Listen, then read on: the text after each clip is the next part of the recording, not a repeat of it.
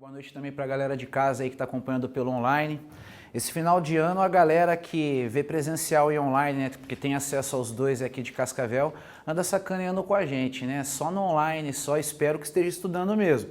Eu tenho uma teoria aí, pessoal. Minha teoria é que quem passa essa semana do Natal e Ano Novo estudando, passa em concurso público. É só aparecer oportunidade em 2017. Por que isso? Porque essa é absurdo, né? Qual que é a mandinga que tem a ver com essa história aí? É bem simples, pô. Quem passa essa semana do Natal ou Ano Novo estudando, demonstra muita motivação. Muita motivação. E o que a pessoa precisa para passar em um concurso é disciplina e motivação. A motivação está ligada à vontade, né? Eu quero muito aquilo.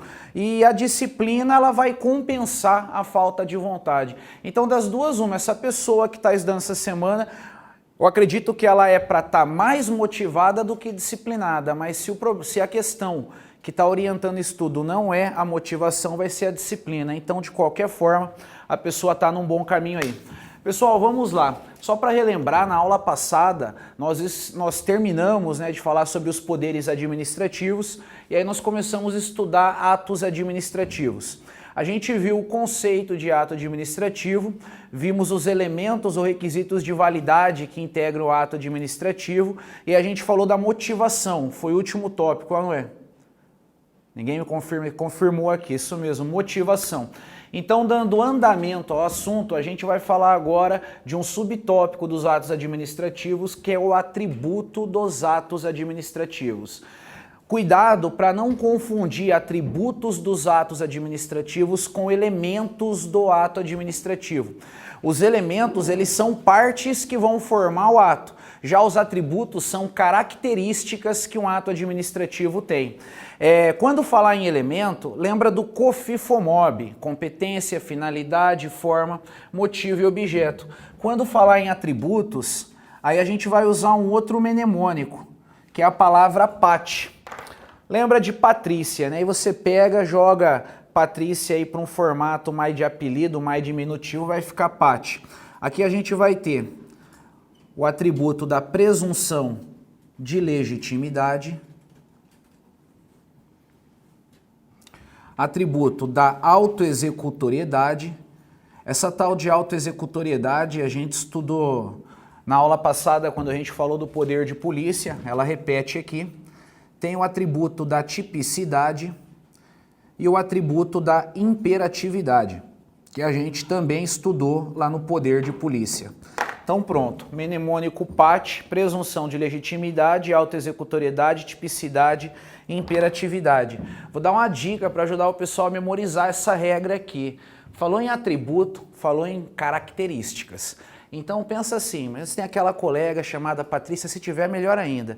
Aí vamos supor, né, que para quem é homem, né, o cara é homem, aí ele acha a Patrícia muito atraente, cheia de atributos. Aí pronto, os atributos da Patrícia vai fazer o cara lembrar dos atributos do ato. Agora vamos supor que é do ponto de vista feminino, né?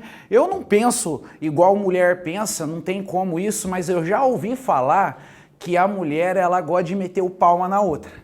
Então usa isso aí ao favor, pensa assim, pô, tem aquela colega chamada Patrícia, só porque ela é cheia dos atributos, ela fica se achando, né? Coloca as roupas aí que fica se aparecendo, não sei o quê, a rapaziada comemora, a mulherada mete o pau na Patrícia. Podia ser o contrário, melhor pra rapaziada, mas fazer o quê, né? Então, a gente tem aqui a listinha de atributos, antes de começar a estudar cada um deles, uma regrinha muito importante. Tem atributo que está presente em todos os atos administrativos e tem atributos que só existem em alguns atos administrativos. Presunção de legitimidade e tipicidade são atributos presentes em todos os atos administrativos. Quando eu falo todos os atos, eu quero dizer todos mesmo. Por exemplo, um ato ilegal é um ato administrativo? Vamos lá, vamos colocar até assim para ficar mais lógica a coisa. Um ato administrativo ilegal é um ato administrativo?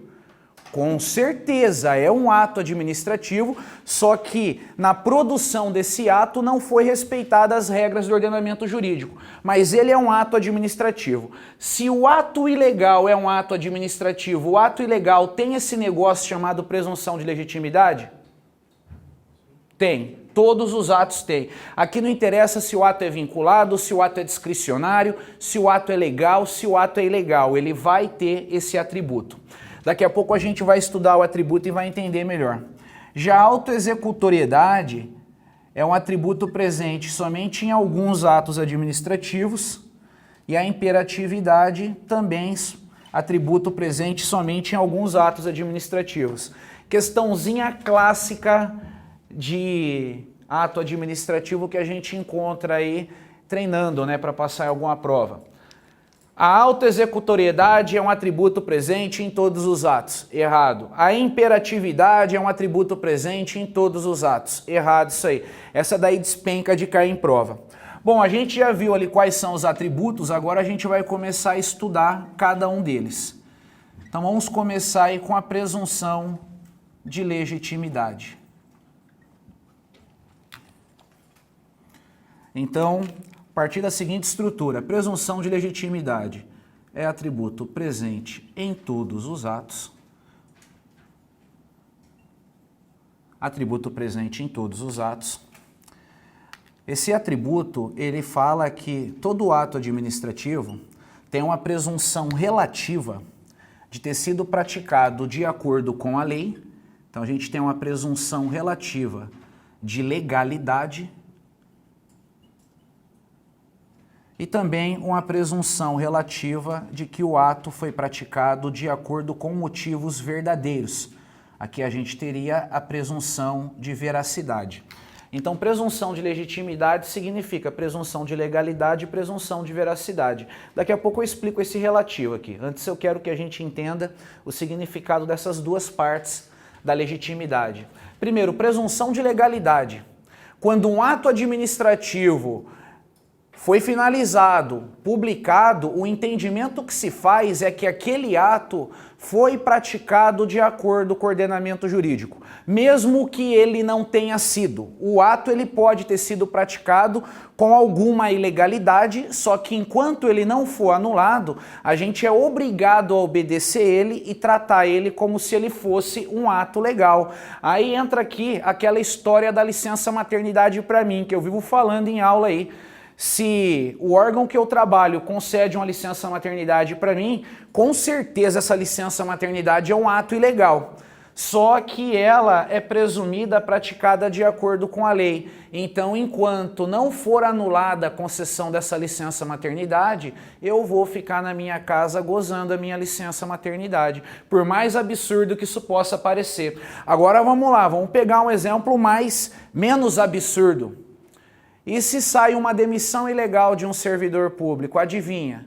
Essa demissão ilegal é presumida legal até que ela seja anulada. Então o servidor, de fato, ele vai ficar afastado do trabalho dele, ele vai ter que ir para a fila do desempregado. Agora, detalhe, essa presunção, ela é uma presunção relativa porque cabe prova em contrário. Aqui, para entender melhor a regra, a gente tem que pensar no que seria o contrário de presunção relativa. O contrário de presunção relativa é presunção absoluta. Presunção absoluta é aquela que não tem contestação.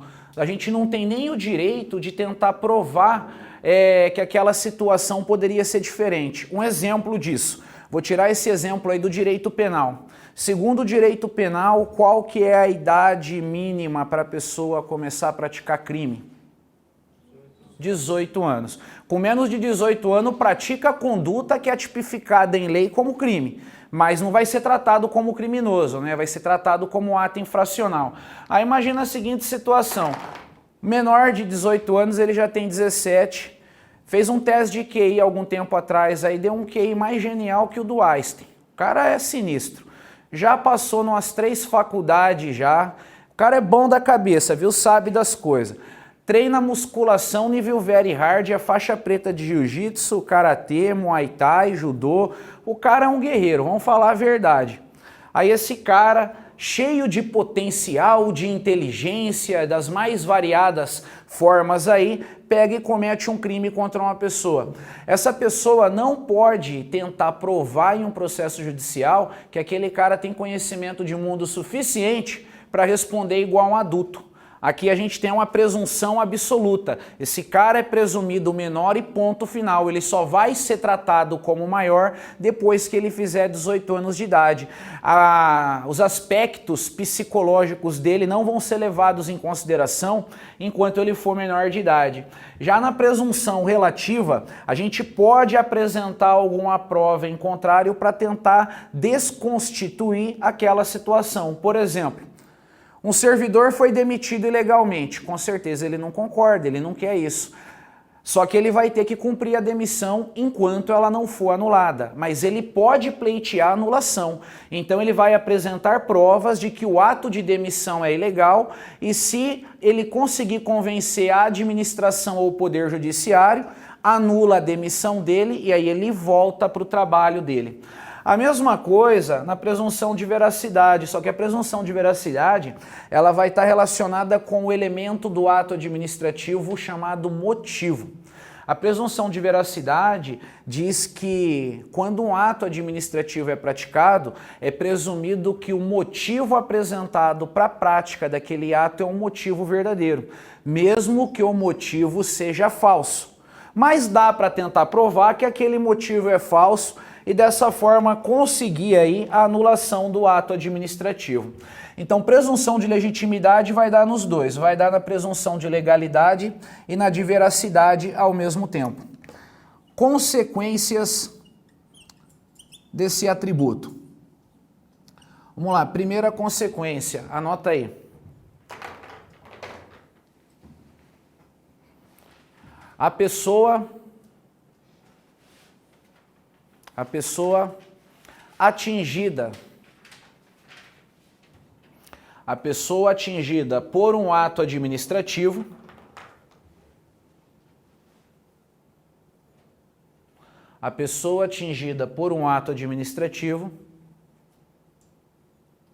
vírgula, deve obedecê-lo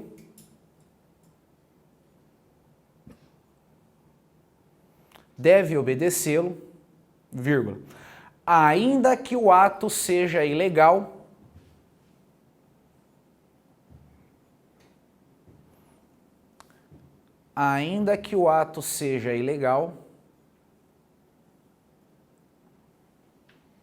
enquanto este ato não for anulado.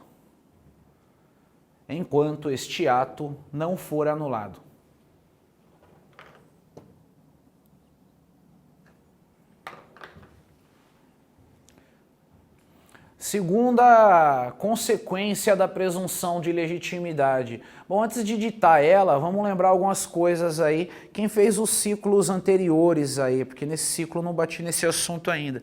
Não assim de forma organizada, né? Posso ter comentado uma coisa ou outra, explicando alguma regra, mas nós não fizemos nenhum esquema tratando disso que eu vou falar agora. Para anular ato administrativo, quem que pode anular ato administrativo? A administração pública pode? Pode, tranquilo. E o Poder Judiciário pode? Pode também, se provocado. Por que o Poder Judiciário só pode anular um ato administrativo se ele for provocado? Se a gente for pegar regras judiciais, esquecer o direito administrativo e se preocupar com processos judiciais. Direito administrativo não trata de processos judiciais. Quando a gente fala em processos judiciais, a gente fala no processo penal, a gente fala no processo civil. Nesses processos é apresentado um princípio chamado princípio da inércia. Fala que o juiz ele só vai fazer alguma coisa se ele for provocado. Caso contrário, ele fica inerte. Esse princípio da inércia não existe em direito administrativo. Em direito administrativo, o que justifica o fato de um juiz só poder analisar um ato administrativo por provocação é a presunção de legitimidade. Aqui o entendimento é mais ou menos o seguinte. Adivinha quem é esse cara? Quando eu desenho isso aqui é sempre a mesma pessoa. É o Estado. Vamos supor que a administração pública seja o braço direito, o braço esquerdo, né? O braço esquerdo, aí é o outro direito, é o esquerdo. A administração pública é o braço esquerdo do Estado. Ela é um pedaço do Estado, é ou não é? Certeza. O Poder Judiciário vai ser o braço direito do Estado, outro pedaço do Estado. Se a administração pública pratica um ato, a gente pode dizer que quem praticou o ato foi o Estado? Com certeza, ela é uma parte do Estado. Agora vamos lá, se a administração pública, que é um pedaço do Estado, fez um ato administrativo, por que que o Poder Judiciário ele vai ficar partindo da ideia de que ele tem que ficar controlando o que ele mesmo fez, de certa forma, o próprio Estado? O Estado fez por meio da administração pública, o Poder Judiciário entende que está feito de forma correta, de forma adequada, a não ser que alguém provoque ele. A ideia que o Poder Judiciário aqui tem é mais ou menos a seguinte: eu sou um pedaço do Estado e eu cumpro a lei. A administração pública é outro pedaço do Estado, ela também cumpre a lei. Se eu parto da ideia que eu acho que ela cumpre a lei, eu não fico me intrometendo no que ela fez, a não ser que eu seja provocado para isso. Então lembra disso, em direito administrativo não tem princípio da inércia, aqui esse princípio não serve de nada. E anota a regra que interessa aí. Coloca assim: o Poder Judiciário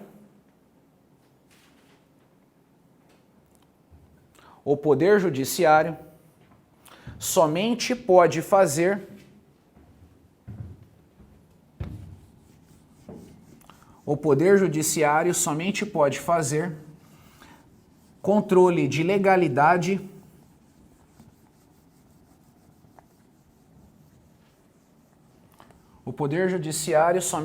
fazer controle de legalidade dos atos administrativos,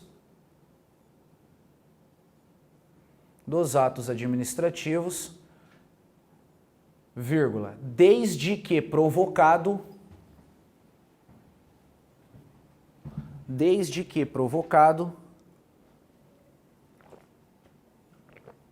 vírgula novamente, em razão do atributo da presunção de legitimidade. Em razão do atributo da presunção de legitimidade.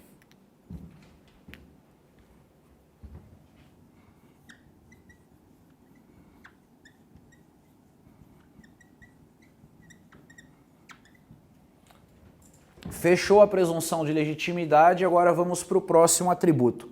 Só para lembrar, esse atributo foi estudado de forma bem completa dentro do poder de polícia. Então aqui a gente vai ver a coisa de uma forma mais básica, porque estudando o poder de polícia você já vai ter a regra de forma mais completa lá. Vamos lá, o que significa autoexecutoriedade? Pô, foi na aula passada, alguém aí pode me dizer o que significa autoexecutoriedade? A execução do ato não depende de quê? De autorização do Poder Judiciário. Vamos anotar essa regra aí. Pode anotar aí, a execução do ato administrativo,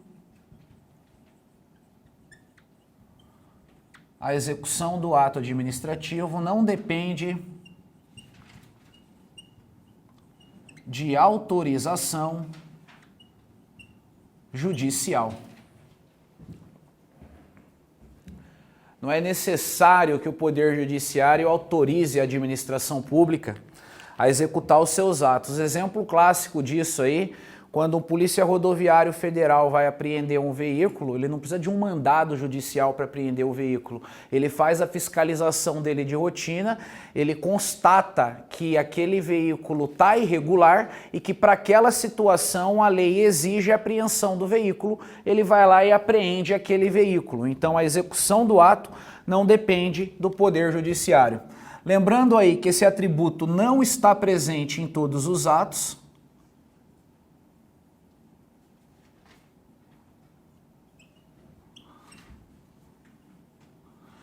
Então tem ato administrativo que não é autoexecutório. Se esse atributo não está presente em todos os atos, então é importante a gente saber quando um ato é autoexecutório, o cabimento da autoexecutoriedade. E a gente vai ter duas situações. A previsão em lei, se tiver lei, dando poder para um agente da administração pública executar o ato, não precisa de autorização do Poder Judiciário. Ou então em situações de urgência.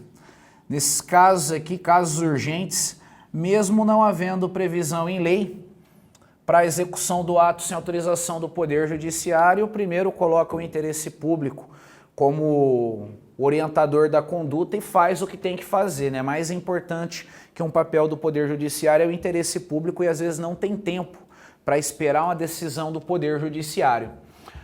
Bom, continuando aqui, vamos agora para a imperatividade.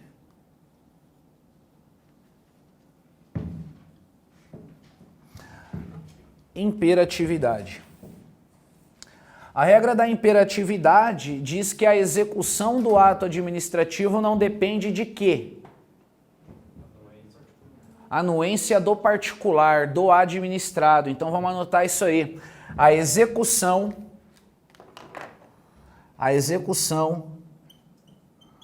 do ato administrativo, não depende de anuência do administrado ou do particular. A execução do ato não depende de anuência do administrado.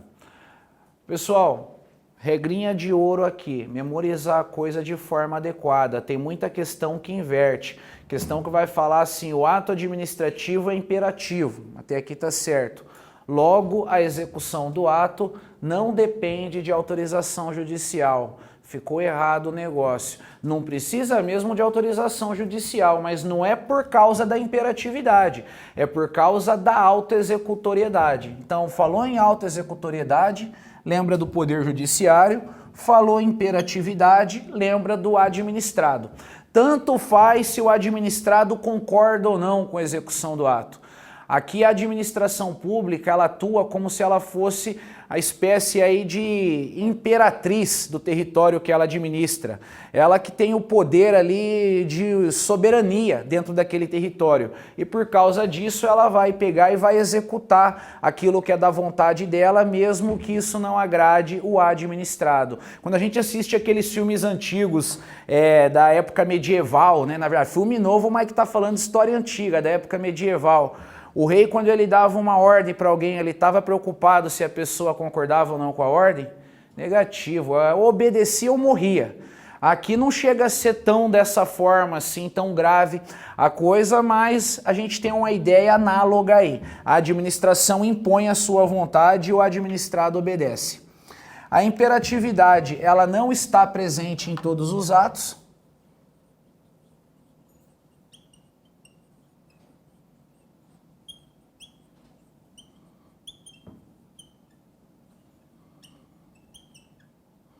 E aí é importante a gente saber quando que um ato tem imperatividade, cabimento da imperatividade.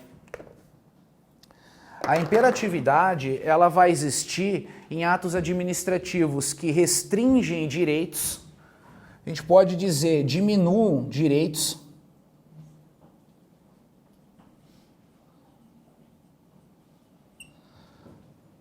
e atos que impõem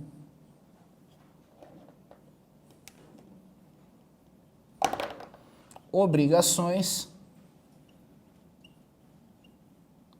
e penalidades ou sanções. Então, atos que diminuam direitos ou que venham a impor obrigações ou sanções. Que tipo de ato administrativo que não é imperativo?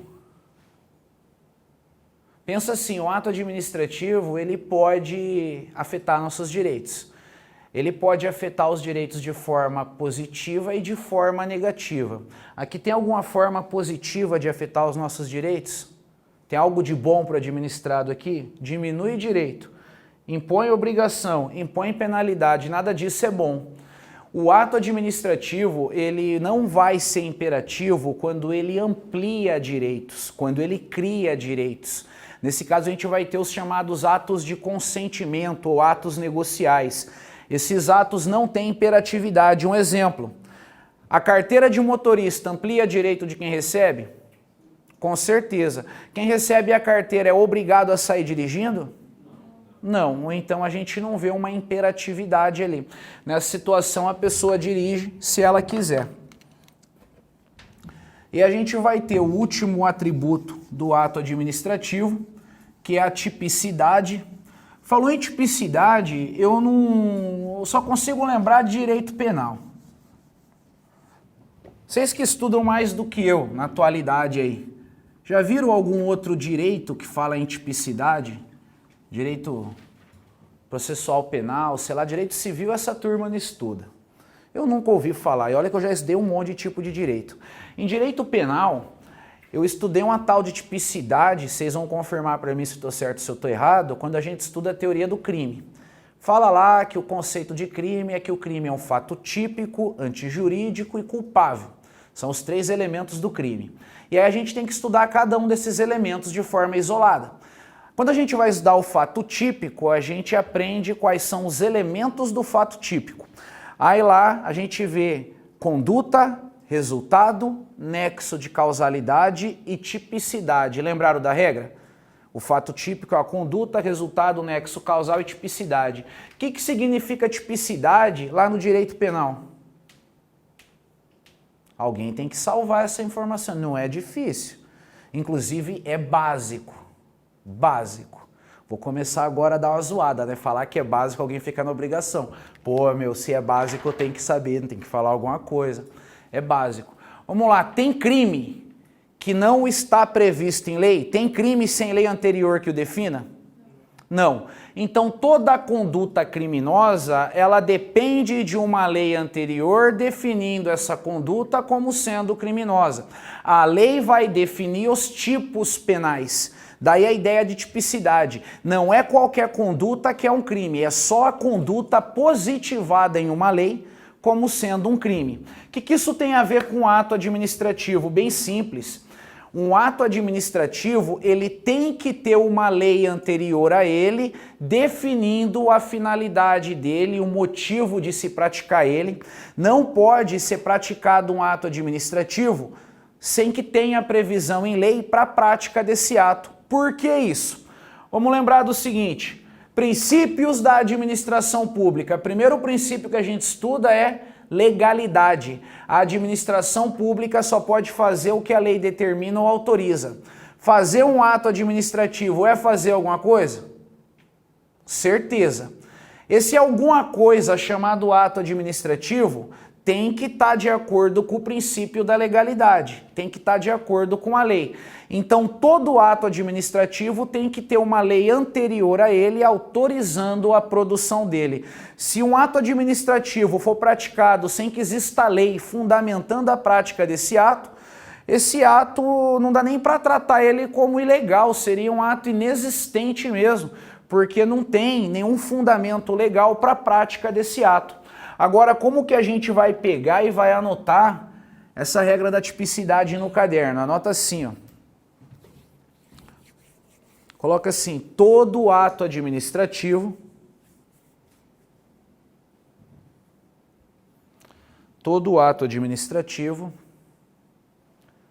deve corresponder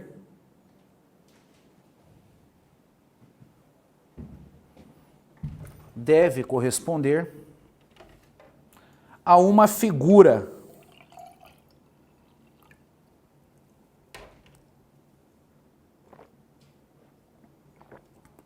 A uma figura previamente definida, deve corresponder a uma figura previamente definida no ordenamento jurídico,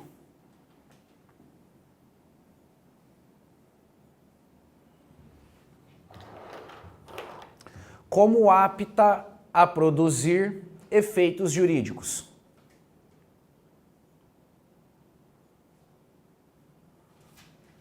Como apta a produzir efeitos jurídicos. Essa conceituação que vocês anotaram é a conceituação clássica. Em questão de prova, é assim que vai cair. Agora eu vou fazer aí ditar essa mesma regra de uma forma diferente, mas uma forma que vai ficar mais fácil de vocês lembrar da regra e de entender a regra quando vocês forem revisar o material. Eu tenho certeza que vocês entendem muito bem aquela regra que diz que não há crime sem lei anterior que o defina, certo? Então vamos adaptar, vamos agora trocar a coisa. Não há ato administrativo sem lei anterior que o defina. Aí pronto, vai ficar bem fácil aí de vocês entenderem a regra. Não há ato administrativo sem lei anterior que o defina.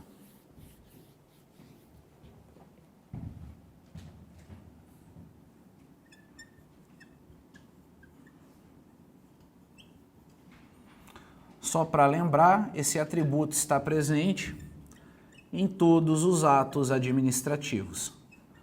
Afinal de contas, se um ato administrativo for produzido sem lei anterior definindo a prática daquele ato é tratado como um ato inexistente, um ato sem fundamento no ordenamento jurídico.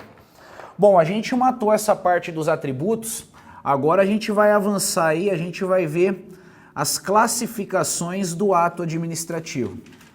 São várias classificações. Primeiro eu vou pegar e vou colocar aqui os critérios de classificação que a gente vai estudar, para o caderno ficar bem organizado. Então, o primeiro critério de classificação vai ser a classificação quanto à liberdade de ação.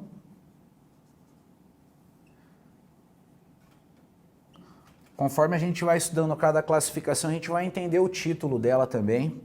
Tem a classificação quanto aos destinatários do ato.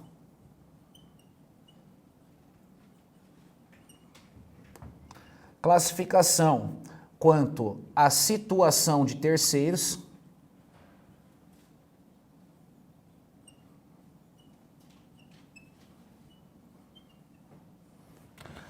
Classificação quanto à composição da vontade.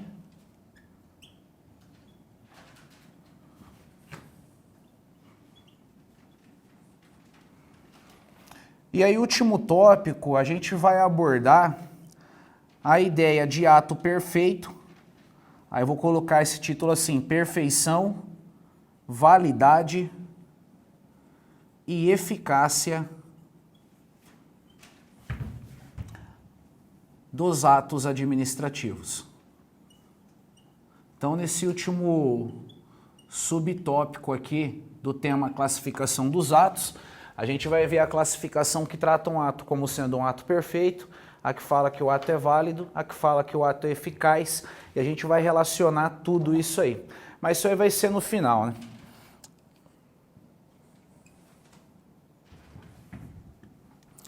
Então, bom, primeiro vamos analisar aí a classificação do ato quanto à liberdade de ação. Aqui o que interessa é a gente saber o seguinte: a autoridade competente para produzir determinado ato administrativo. Em alguns casos, ela não tem liberdade nenhuma para tomar decisões relativas ao ato que vai ser praticado. Por exemplo, uma servidora de um órgão público federal, ela teve um parto prematuro. Se ela teve o parto, segundo a lei, ela tem direito a um negócio chamado licença maternidade. Aí o marido dela entra com o pedido da licença maternidade lá no órgão que ela trabalha. O superior hierárquico dessa servidora pode negar a concessão da licença, alegando que naquele momento não é conveniente conceder a licença, às vezes porque tem pouco servidor no órgão, alguma coisa do tipo. Essa licença pode ser negada? Não. Então, nesse tipo de situação, a gente tem um ato vinculado, um ato que ele é praticado simplesmente em decorrência de algum evento previsto em lei que obriga a prática daquele ato. E a gente vai ter a situação oposta também, que é quando a autoridade tem uma liberdade para tomar decisões relativas ao ato que vai ser praticado. Aí aparece o ato discricionário. Então vamos colocar aqui o título: classificação quanto à liberdade de ação. Segundo essa classificação aqui, a gente vai ter o chamado ato vinculado,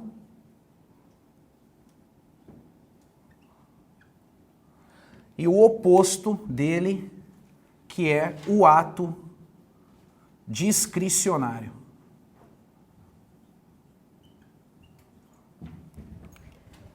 Ato vinculado e ato discricionário.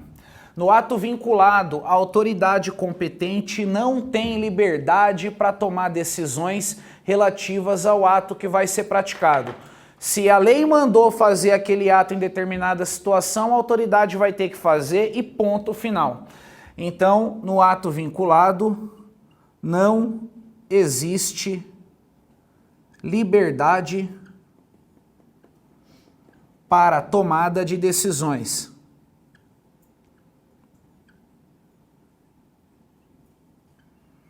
Enquanto que no ato discricionário, a autoridade competente, ela vai ter uma liberdade limitada pela lei para tomar algumas decisões relativas à prática do ato.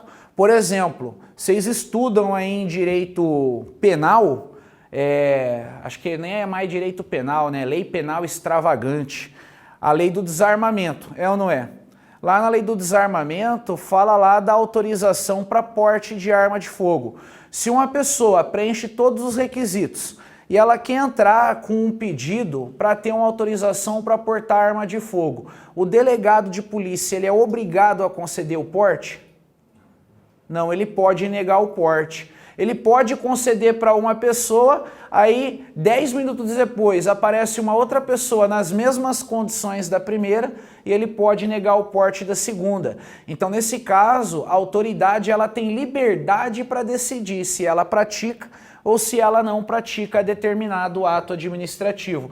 Outro exemplo de ato discricionário, a aplicação da pena de suspensão a um servidor público.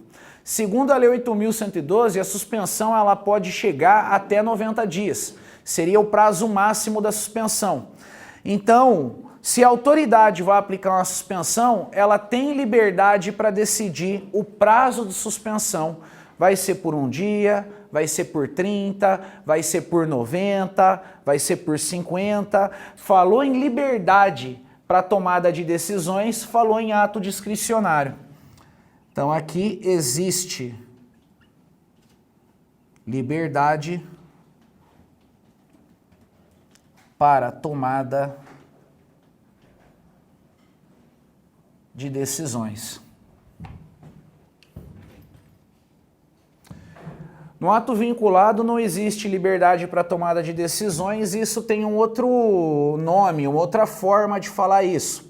A gente pode dizer que no ato vinculado não existe mérito administrativo. Não existe mérito administrativo. Mérito administrativo é poder analisar a conveniência e a oportunidade para praticar determinado ato.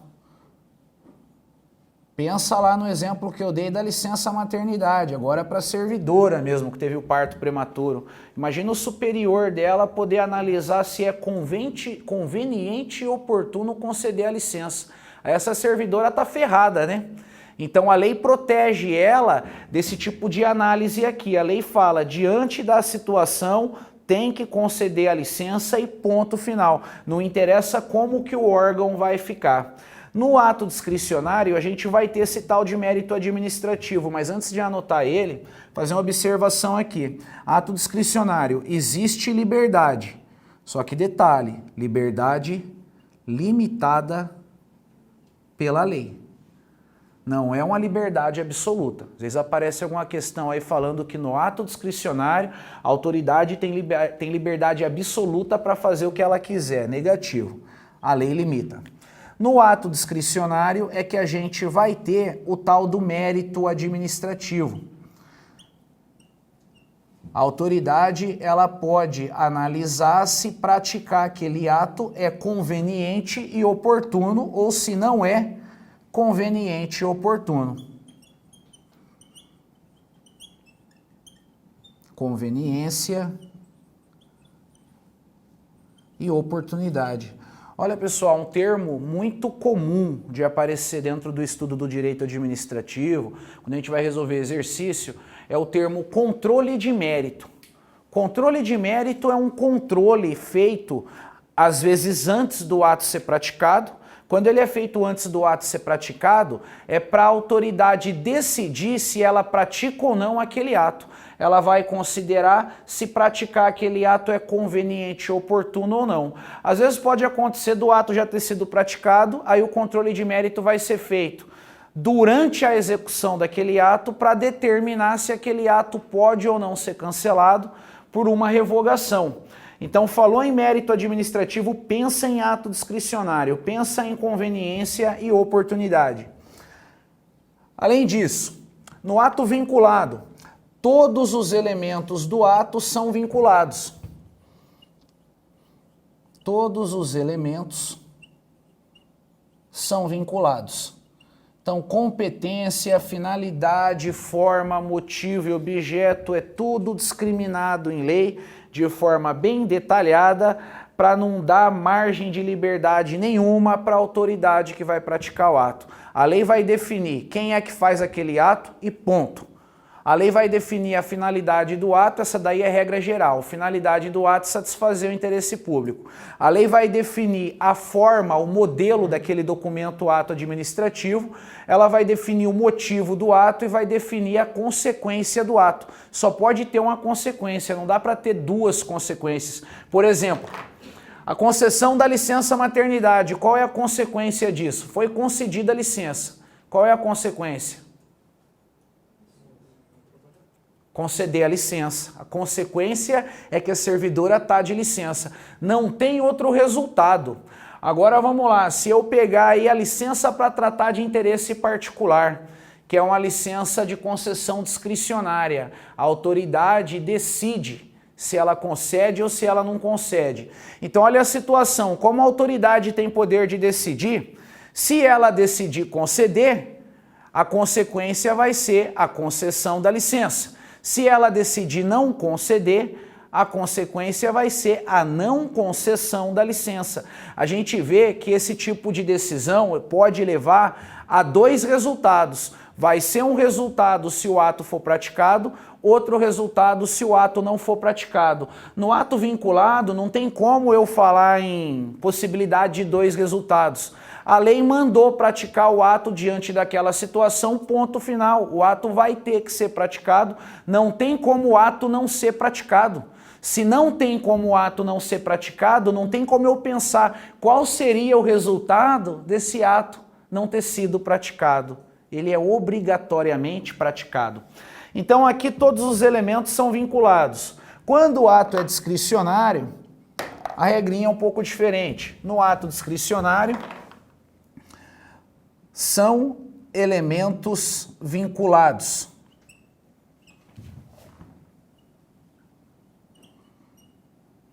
Vamos colocar dois pontos aqui, fo. Competência, finalidade e forma. São elementos vinculados. Só que no ato discricionário vai ter elemento que é discricionário também. Então são elementos discricionários.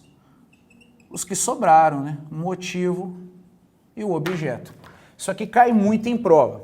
Aí vamos lá, vamos fazer algumas análises da regra aí. Ó, agora eu não vou me apegar na natureza do ato. Não vou falar em ato vinculado e em ato discricionário, vou falar em ato administrativo. O elemento competência é um elemento sempre vinculado nos atos administrativos, certo ou errado? Certo. Se o ato é vinculado, competência é vinculado, todos os elementos são vinculados. Se o ato é discricionário, competência também é elemento vinculado. Então, independentemente da natureza do ato, a competência é sempre um elemento vinculado. E se eu falo o elemento objeto é sempre vinculado? Errado. Objeto é sempre vinculado no ato vinculado. No ato discricionário, ele é discricionário. Aí tem a questão que vai cobrar esse tipo de situação, só que ela vai levar em consideração a natureza do ato. Por exemplo, no ato discricionário, o elemento finalidade é um elemento vinculado. Certo.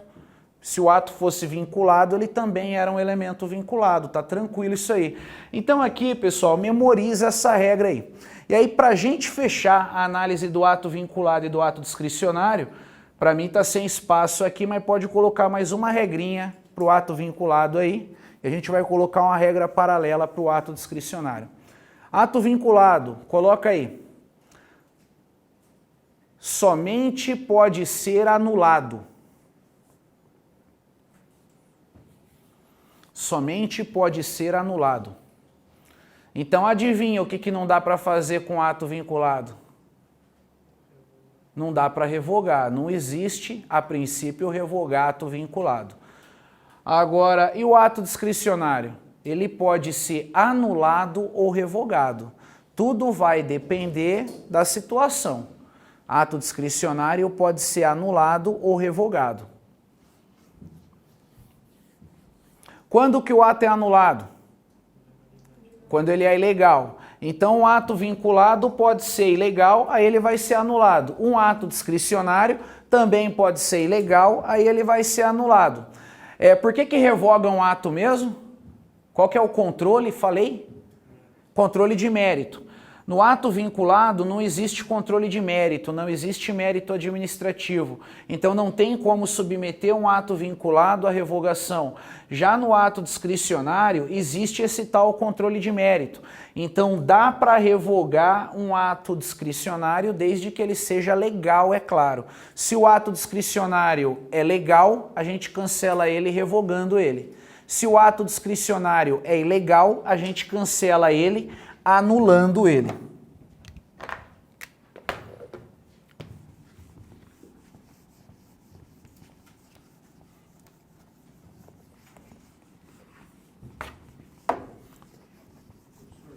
Pode falar?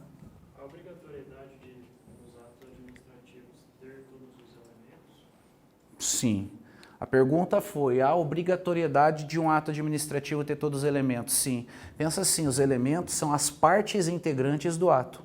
Se eu digo que um ato tem 5 partes para ele existir, se eu não respeitar uma dessas partes, ou esse ato ele existe, só que ele é ilegal, ou esse ato nem chega a existir, dependendo do nível de desrespeito que houve. Por exemplo, vamos lá, um cidadão comum alegou que ele era autoridade competente e ele fez uma multa de trânsito, mas é um cidadão comum. Ele pegou, imprimiu na casa dele até um formulário bacana que simula mesmo um formulário de multa de trânsito, ele fez.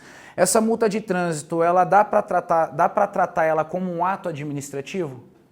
Não. Então, nesse caso, a gente tem um ato inexistente porque não foi respeitado o elemento competência. Agora, imagina a seguinte situação. O motivo da multa foi verdadeiro, o formulário, ele segue o mesmo padrão de um formulário normal de multa. O resultado, já que o motivo foi verdadeiro, o resultado, também deveria ser verdadeiro, só que o único defeito que a gente teve é que esse ato não foi feito por uma autoridade competente. Então, ele é inexistente. Agora, uma outra situação. A autoridade competente para praticar um ato, pratica um outro ato que ela não tem competência para praticar. Por exemplo, um chefe de repartição, ele pode aplicar a um subordinado a penalidade máxima de suspensão até 30 dias. Ele não pode exceder a isso. Para exceder a isso, tem que ser uma outra autoridade. Aí o chefe de uma repartição pública aplica para um servidor a pena de suspensão de 45 dias. Nesse caso, a gente tem um ato feito por um agente público? Tem. Então o ato existe, mas o ato é ilegal. Então o elemento é fundamental para o ato existir. É que nem falar aquele negócio, como que é? Eu ia falar besteira, que deixa para lá. Mas em relação aos atos vinculados, em relação aos elementos ativo e objeto. Quando a gente fala que aqui o elemento é discricionário, a gente não quer dizer que não é obrigado a ser respeitado os elementos. O que a gente vai dizer é que nesses elementos é que existe a liberdade para tomada de decisão. O fato de estar em lei, previsão em lei, a obrigatoriedade também de colocar no ato? Como assim? Presente. Porque o ato vinculado está todo previsto em lei. Uhum.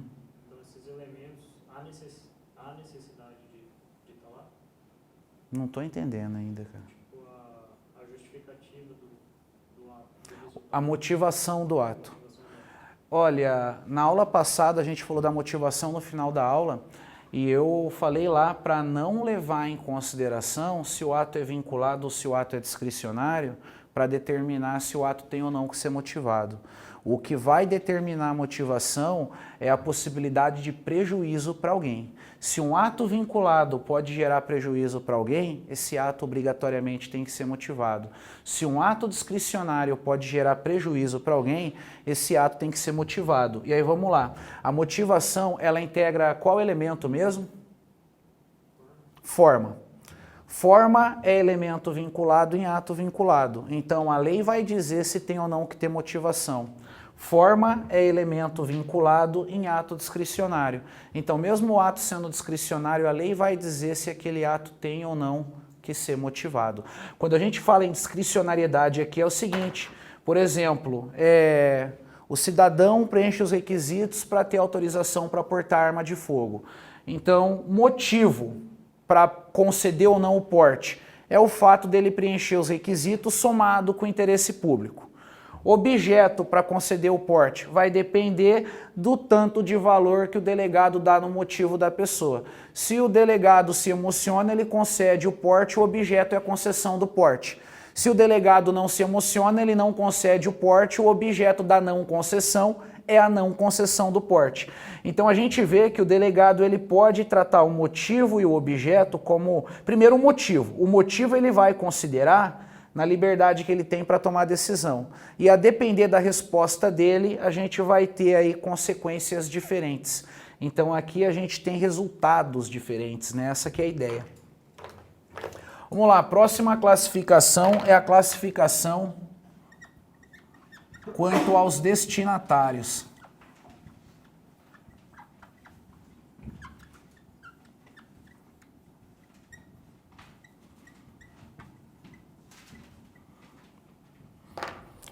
Aqui nessa classificação a gente vai ter dois tipos de ato administrativo. Tem os chamados atos gerais. A gente também pode chamar os atos gerais de atos abstratos.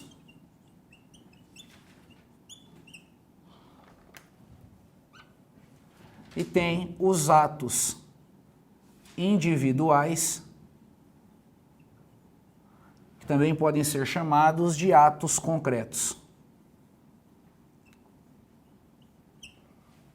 Aqui o que interessa é a gente saber o seguinte: o destinatário do ato ou os destinatários, eles estão ou não determinados? Tem ato que é destinado a todo mundo, então ele não tem destinatário determinado.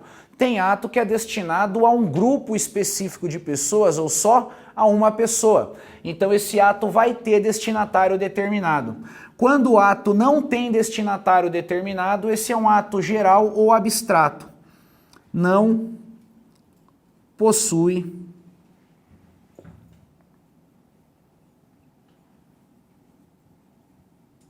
destinatários determinados. Enquanto que no ato individual concreto, o ato tem destinatário determinado. Então aqui os destinatários são determinados.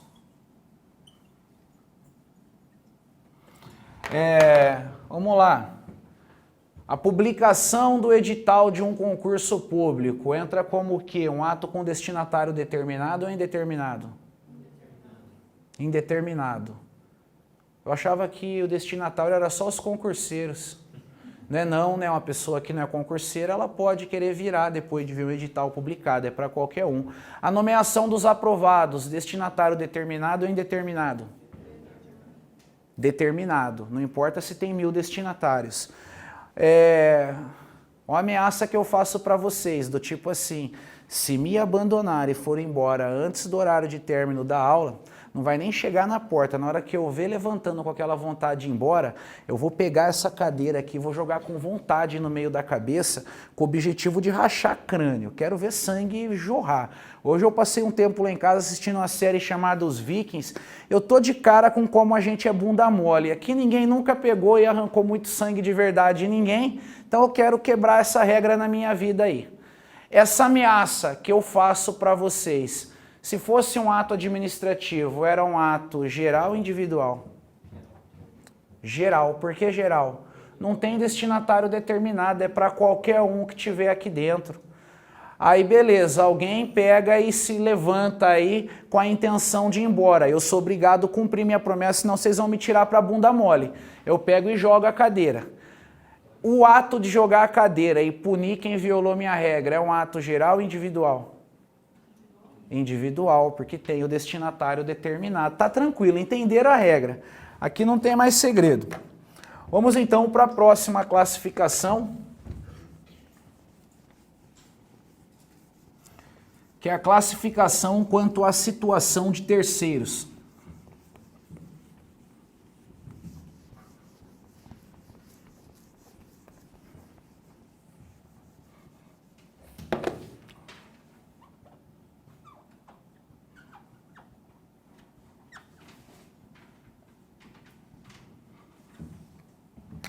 Essa classificação ela vai dividir o ato em dois grupos. Aqui a gente vai ter os atos de alcance interno. A gente pode dizer aqui atos internos. E aí o contrário dessa ideia, né, são os atos de alcance externo. Ou atos externos. É claro que não vai bater aqui, né, a concordância aqui por causa da expressão alcance que tem no meio, mas tanto faz, atos de alcance interno ou atos internos e atos de alcance externo ou atos externos. Olha só, aqui o que interessa é o terceiro que é atacado pelo ato.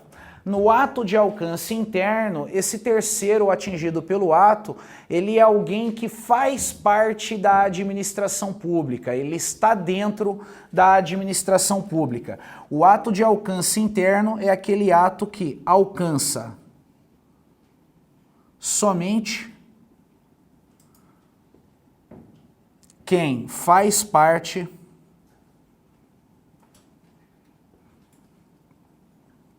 da administração pública. Pensa assim, ele só alcança quem está dentro da administração pública. E quem é que faz parte da administração pública? Aqui a gente vai ter os órgãos e os servidores públicos.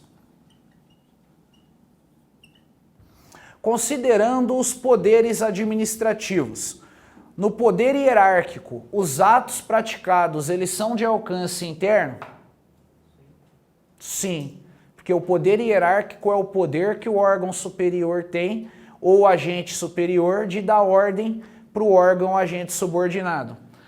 No poder disciplinar, tem ato de alcance interno? Vamos lá, o poder disciplinar é o poder que a administração pública tem de punir servidores públicos e particulares com vínculo. Na hora que pune servidor público, o alcance do ato é interno. No poder de polícia, os atos são de alcance interno ou externo?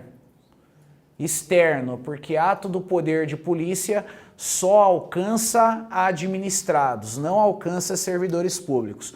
Então a gente pode dizer que atos de alcance interno são todos os atos decorrentes do poder hierárquico e alguns atos decorrentes do poder disciplinar. Nunca um ato decorrente do poder de polícia. Já os atos de alcance externo são aqueles que alcançam somente quem está fora da administração pública. Pode falar? A administração pública em sentido subjetivo, igual a gente pega e vê lá na aula normal, lá é a administração direta, União, Estado, Município, DF, a administração indireta fase, fundação pública, autarquia, sociedade de economia mista, empresa pública, sentido subjetivo dela, beleza? Por que eu não me apeguei à expressão sentido amplo? Essa expressão, eu nem gosto de abordar ela em prova, eu acho ela muito ingrata. Tem livro que coloca que a administração pública em sentido amplo seria a administração pública dos três poderes. Aí tem livro que fala que a administração pública em sentido amplo tem a ver com a atividade administrativa. Então, devido à divergência, eu prefiro a gente se apegar na ideia de administração pelo critério objetivo e pelo critério subjetivo. Aqui para nós o que interessa é o critério subjetivo. Agora, atos de alcance, tanto é, observação, para confirmar isso que eu falei aqui, vamos fechar a linha de raciocínio. Se a gente considerasse a administração pública em sentido objetivo, um particular no exercício da função pública, ele seria administração? Seria administração. Aí a administração vai punir esse particular, poder disciplinar nele, porque ele está exercendo função pública, tem um vínculo com a administração. Só que quando ela pune esse particular, ela ainda está punindo alguém que não faz parte da administração. Então a gente tem aí uma punição, um ato punitivo de alcance externo. E se a gente considerasse um critério que não fosse o subjetivo, esse ato seria de alcance interno, já desconfiguraria tudo que eu afirmei aqui. Vamos lá, atos de alcance externo. Alcança somente quem está fora da administração. Pode falar? Tem algum ato que alcança duas esferas aí? Não? Tem poder disciplinar. A pergunta foi, tem ato que alcança as duas esferas? Ato do poder disciplinar. Na verdade, não dá para um ato alcançar as duas ao mesmo tempo. Ou ele alcança uma ou ele alcança outra. Quando um ato decorrente do poder disciplinar pune um servidor, alcance interno. Quando um ato decorrente do poder disciplinar pune um particular com vínculo, alcance externo. Ele está punindo alguém que está fora da administração. Agora, o único ato ter efeito misto, alcançar quem está dentro e alcançar quem está fora, aí não dá não. Aí fica complicado. Ou o ato é para um público ou ele é para outro público. Beleza? Agora vamos lá, vamos anotar aqui. Alcança somente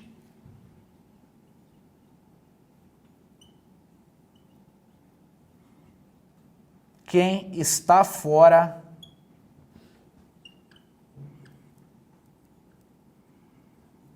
da administração pública. Ou seja, ele alcança somente particulares administrados. Aqui tanto faz se o particular tem ou não vínculo com a administração pública. E aí, como ato de alcance externo, a gente vai ter todos os atos que decorrem do poder de polícia, todos, e alguns atos que decorrem do poder disciplinar, quando o punido é um particular com vínculo.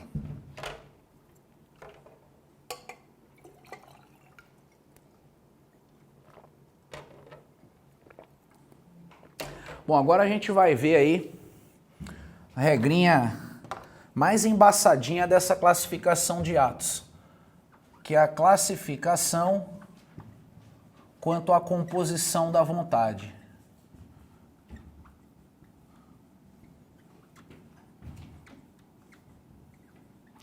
O conceito de ato administrativo diz que o ato administrativo é uma manifestação de vontade unilateral da administração pública. É ou não é?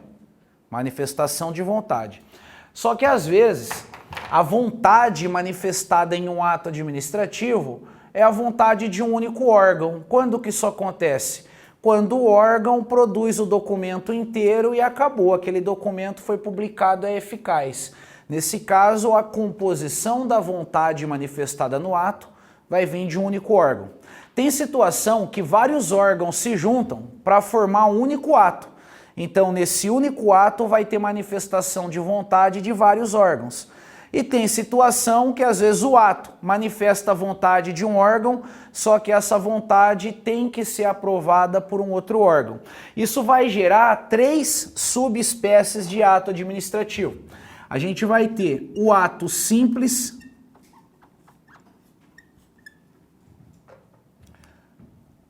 o ato complexo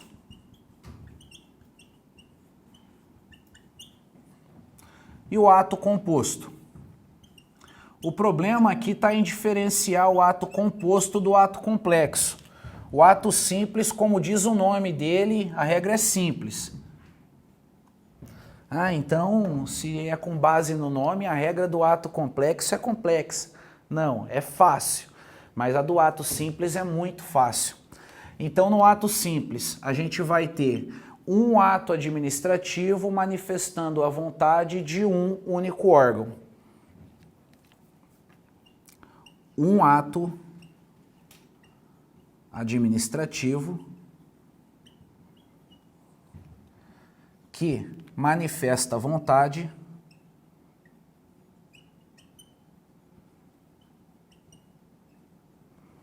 de um órgão público. Pronto, como que ficou fácil? Aqui a relação matemática, um órgão produziu um ato administrativo, ou o ato é manifestação da vontade de um único órgão.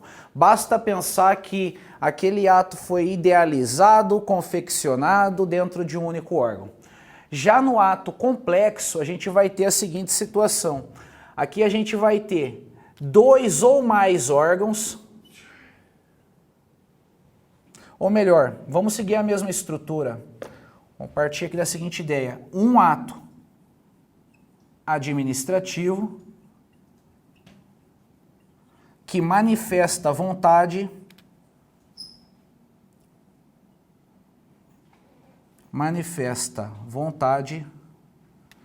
de dois ou mais órgãos. Dois ou mais órgãos. Então a gente pode partir da seguinte ideia. Dois órgãos ou mais de dois órgãos vão se reunir para produzir um único ato administrativo. No final das contas, eu vou ter um único documento. Partindo da ideia de que o ato administrativo é um documento, claro. Eu vou ter um documento só que esse documento foi produzido por vários órgãos. Exemplo clássico de ato complexo é a aposentadoria do servidor público. Vamos imaginar que esse retângulo vermelho aqui seja um ato administrativo, o ato de aposentadoria do servidor. Parte desse documento é preenchido no órgão que o servidor trabalha. Então eu vou colocar aqui um quadradinho menor chamado casa. Casa aqui eu quero dizer o órgão que o servidor trabalha, não é a casa dele não. É o órgão que ele passou a vida dele quase que toda indo trabalhar. Depois que o órgão que o servidor trabalha faz a parte dele, dentro desse ato aqui, o órgão que o servidor trabalha encaminha esse documento inacabado para o Tribunal de Contas e o Tribunal de Contas vai pegar e vai fazer a parte dele. Então aqui a gente tem um ato que manifesta a vontade de dois órgãos. Uma é a lotação do servidor, outro é o Tribunal de Contas, que vai ver se está tudo certinho para ele aprovar ou negar a concessão dessa aposentadoria. Então eu tenho o quê? Dois órgãos e um único ato. Agora olha só, esses dias atrás eu vi eu tenho que entrar mais na internet, viu? Porque a internet é demais. Ah, professor, não entendi nada, agora você vai entender. Por quê? Porque a gente tem a mente poluída. Vamos lá, ato complexo. O plexo aqui lembra de sexo. O que é o sexo? O sexo, se for naquela relação monogâmica, né, sem a putaria exacerbada, vamos assim dizer, vai ser duas pessoas ou dois órgãos praticando o mesmo ato. Para quem já é adepto da putaria nervosa sinistra mesmo, né, pensa assim, já, o negócio é gangbang. É um monte de pessoa, um monte de órgão praticando o mesmo ato. Ficou fácil o negócio, né? O complexo agora ficou simples, né? Tá tranquilo então. Vamos agora para o ato composto. No ato composto a gente vai ter um ato administrativo. Esse ato administrativo, ele manifesta a vontade de um órgão, e esse ato a gente vai chamar ele de ato principal. Só que detalhe, para esse ato ter alguma eficácia, esse ato tem que ser aprovado por um outro órgão. Então a gente vai ter uma matemática aqui. Um órgão, ou melhor, vamos pegar de baixo para cima agora. Um órgão produziu um ato. Aí a gente vai ter que ter um outro ato administrativo produzido por um outro órgão e o conteúdo desse segundo ato é aprovar o primeiro. Aprovar o primeiro ato. Esse segundo ato, a gente vai chamar ele de ato acessório. O primeiro ato é o ato principal, o segundo ato é o ato acessório. Aí se a gente for fechar a conta aqui, Vai ficar até sem espaço para mim ali, mas eu vou dar um jeito. Aqui eu tenho 2 atos administrativos no final das contas.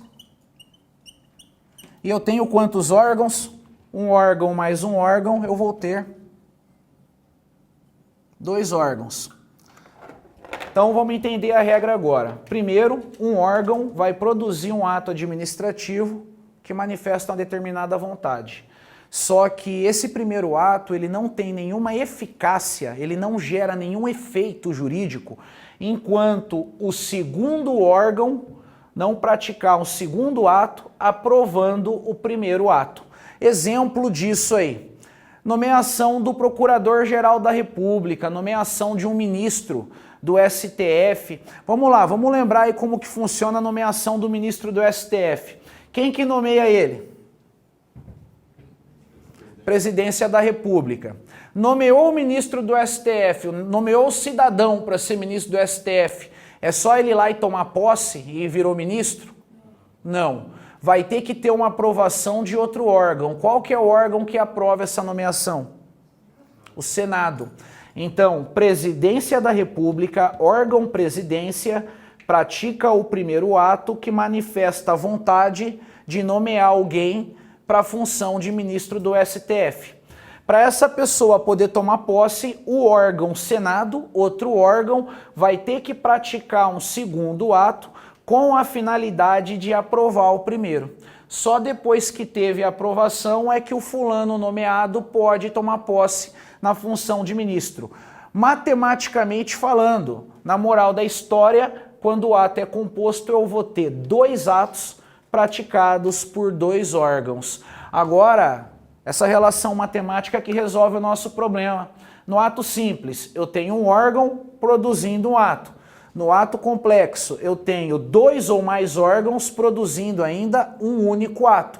No ato composto, eu vou ter 2 órgãos e 2 atos administrativos, sendo que o segundo ato ele é para dar eficácia para o primeiro ato. Não é difícil, né? O problema é o seguinte, pois esquece. Isso é um negócio que se não revisar, esquece mesmo. Eu sei que esquece porque eu tenho uma memória mais ou menos boa, sabe?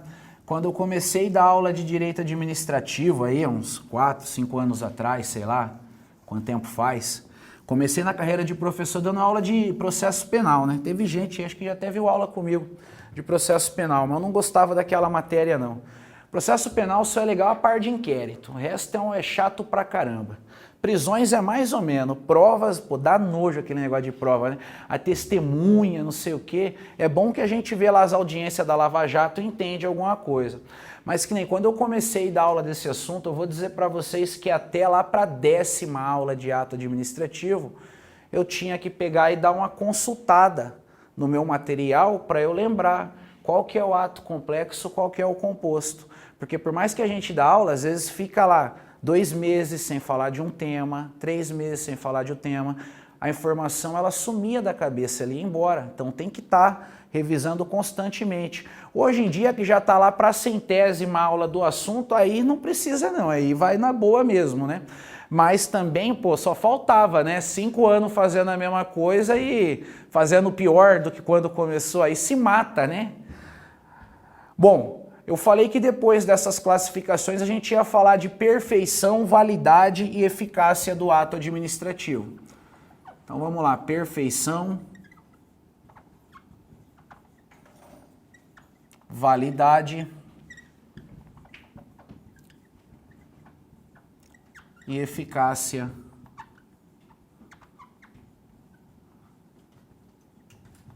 do ato administrativo. Como que funciona esse negócio aqui? Bom, primeiro a gente tem que ver o que é um ato perfeito. Ato perfeito é o ato que concluiu o seu ciclo de formação. Concluiu o seu ciclo de formação. O que isso significa? Partindo da ideia que o ato administrativo é um documento, a gente pode dizer que o ato perfeito seria o documento já pronto.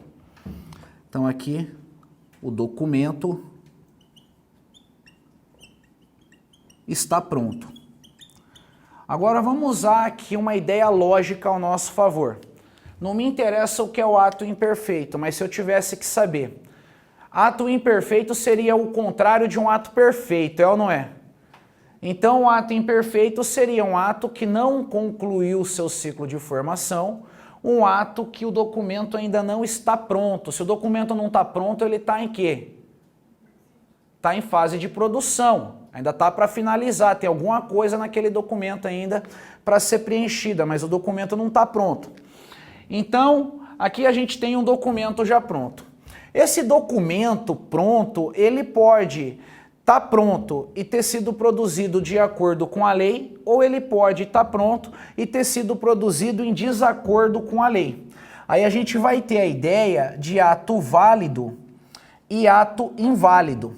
Um ato perfeito pode ser um ato válido, um ato perfeito também pode ser um ato inválido. Então a perfeição do ato não tem nada a ver com a legalidade do ato, com a validade do ato. Por exemplo, vamos lembrar daquela concessão da licença maternidade para mim. Se aparecer um ato administrativo do órgão que eu trabalho concedendo a licença maternidade para mim, esse ato é um documento pronto? Então ele concluiu o ciclo de formação, ele é um ato perfeito. Se ele concedeu a licença maternidade para mim, ele está de acordo com o ordenamento jurídico? Olha, detalhe, viu? Já vou falar aqui tanto para quem está aqui quanto para quem está em casa. Eu sei que existe uma situação excepcional quando a mãe da criança morre na hora do parto, que aí o servidor pode ser beneficiado com a licença maternidade, mas eu não estou partindo dessa ideia. Essa exceção não estou levando em consideração aqui. Aqui o que interessa é o servidor, ele não teve filho. O servidor teve um filho, vamos piorar a coisa, ele teve um filho. A mulher dele foi para o hospital, teve o filho e já está em casa cuidando da criança. Ele vai entrar com licença maternidade? Vai entrar com licença paternidade. Aí o cara entra com a licença paternidade e a resposta é uma concessão de licença maternidade. Pronto, ficou top o negócio. Essa licença maternidade é legal? Não. Então, nesse caso, a gente teria um ato perfeito e inválido. O que seria o ato perfeito e válido? Ato válido é o ato que está de acordo com o ordenamento jurídico.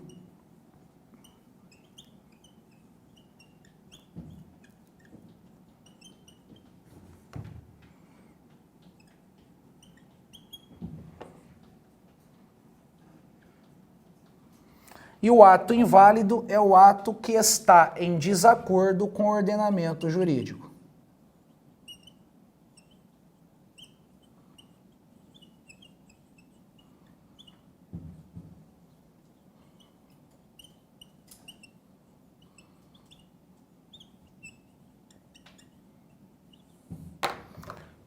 Aí, pelo amor de Deus, né? Agora não tem como errar. Imagina aquela afirmação de prova que fala: todo ato perfeito é um ato válido. Tá errado. O ato perfeito ele pode ser válido ou inválido, vai depender do fato de ter sido ou não respeitado o ordenamento jurídico. Agora detalhe, todo ato perfeito é considerado um ato eficaz. Todo ato perfeito é eficaz. Então, a gente vai ter aqui a ideia de ato eficaz. E o que é o ato eficaz? É o ato que já está produzindo efeitos. Então, aqui a gente tem o ato que produz efeitos jurídicos. Se o ato concluiu o ciclo de formação, é porque o documento está pronto e já foi até publicado. Então, todo ato perfeito é um ato eficaz. Mesmo o ato sendo inválido. Aí cai em prova a seguinte afirmação, que assusta de verdade o leigo. O leigo vai errar essa e vai errar bonito. Aparece a questão de prova falando: o ato pode ser perfeito, inválido e eficaz. A pessoa que não entende do assunto, ela, que maluquice é essa? Eu não sei o que é ato perfeito, mas o negócio ser perfeito e inválido não combina. Tinha que ser perfeito e válido. E ainda está falando que é eficaz. Eu não sei o que é perfeito, eu não sei o que é inválido, eu não sei o que é eficaz, mas não combina esse negócio. E na teoria da combinação, critério mais idiota para responder questão de prova, eu vou marcar que essa afirmação está errada e ela está certa. Um ato pode ser perfeito, pode ser inválido e eficaz. Da mesma forma que um ato pode ser perfeito, pode ser válido e eficaz. Pessoal, essa expressão ela assusta tanto que quando a gente estava confeccionando aqui a apostila de vocês, na hora que aparece assunto na apostila, está lá escrito, o ato pode ser perfeito, inválido e eficaz. Eu vou falar para vocês que pelo menos umas 10 vezes o pessoal da correção ortográfica tentou entrar em contato comigo para eu corrigir o que eu tinha escrito de errado na apostila. Chegou numa hora assim que eu enchi o saco daquilo, aí eu peguei e falei, olha pessoal, na boa, vai, sem querer ser desrespeitoso, vê se a concordância, se o português está certo. Agora a palavra que está colocada, isso aí é escolha minha, quem entende a matéria sou eu e morre aí. É isso que está escrito e já era, aí não me procuraram mais para isso. Vamos lá, outra afirmação que a gente pode encontrar em prova. Todo ato perfeito e eficaz é um ato válido. Errado, o ato pode ser perfeito e eficaz e ser inválido. Então isso aqui não pega mais a gente. E o importante aí é não associar a ideia de ato perfeito com a ideia de ato legal. Ato legal é o ato que o pessoal acha simpático, né? Nada a ver. É o ato produzido de acordo com a lei.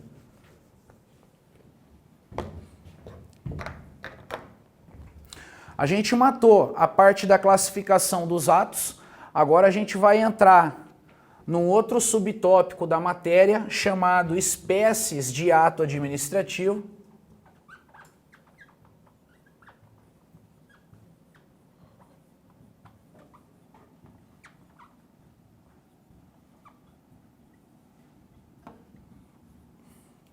Aqui a gente vai ver 5 categorias de ato administrativo.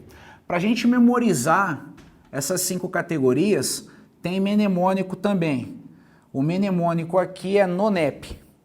A gente vai ter os atos normativos, os atos ordinatórios,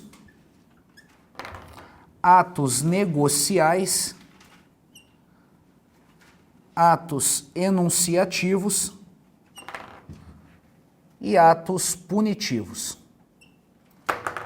Atos normativos, ordinatórios, negociais, enunciativos e punitivos.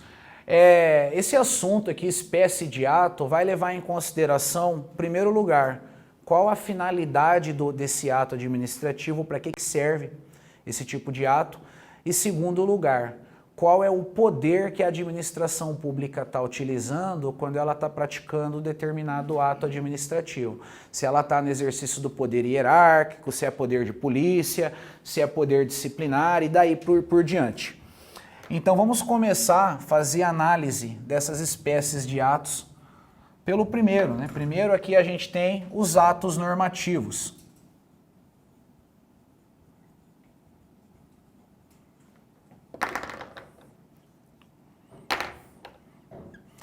Então a primeira regrinha que interessa para nós é a finalidade do ato.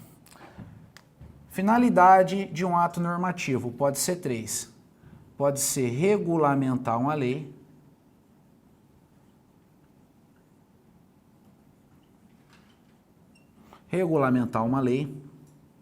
uniformizar procedimentos administrativos,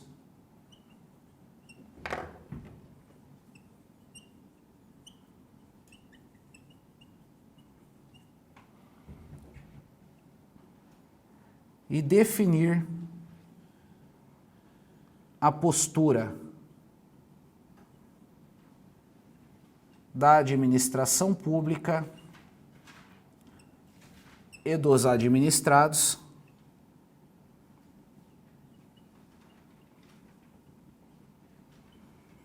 em determinadas situações.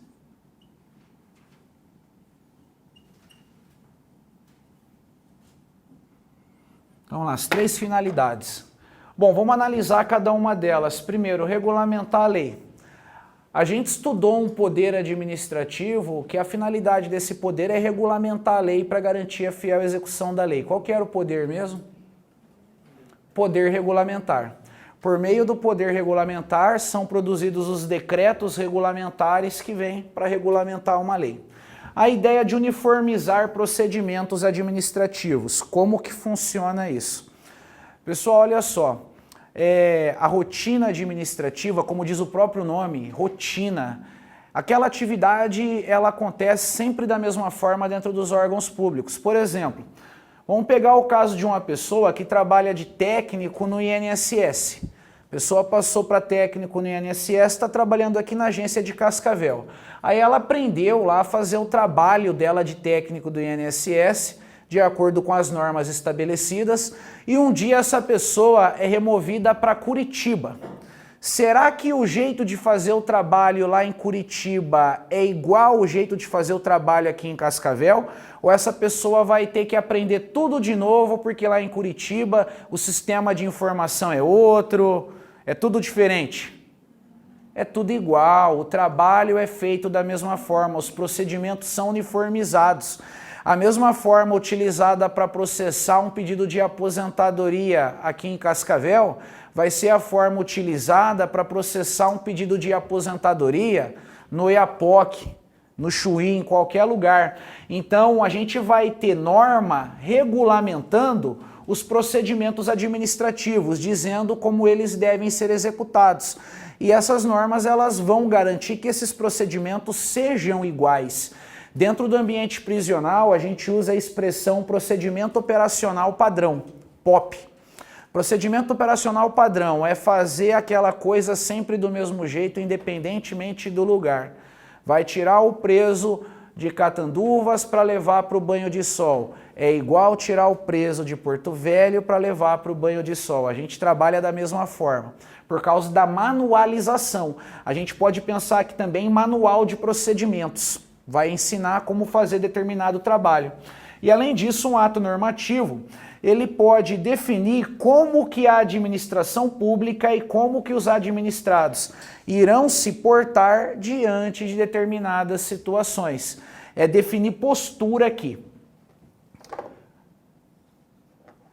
Ato normativo é manifestação. Manifesta o poder normativo. Obviamente, né, o poder normativo é o poder que a administração pública tem de editar atos normativos. Além disso, os atos normativos são atos gerais e abstratos. O que isso significa mesmo? O que é um ato geral e abstrato? A gente anotou quase agora. Classificação do ato quanto aos destinatários. Tinha o ato geral e tinha o ato individual. O que é o ato geral? Não tem destinatário determinado. Então, os atos normativos não possuem destinatários determinados. Destinatários indeterminados. Fechou esse tal de ato normativo. Aqui não tem muita regra não. Na verdade, quando o assunto é espécie de ato, só tem uma espécie que dá um pouquinho de trabalho, que é os atos negociais. Ato ordinatório, punitivo, imagina lá, ato punitivo, eu fico sem graça de falar a finalidade de um ato punitivo. Então, qual é a finalidade do ato punitivo, professor? É fazer o bem. É dar uma casa própria para o cara que vai ser punido por meio do ato punitivo. Pessoal, depois do intervalo a gente volta e vamos dar aquele breakzinho de 15 minutos, tomar um café para dar uma energizada e na sequência a gente continua com a mesma energia que a gente chegou até aqui.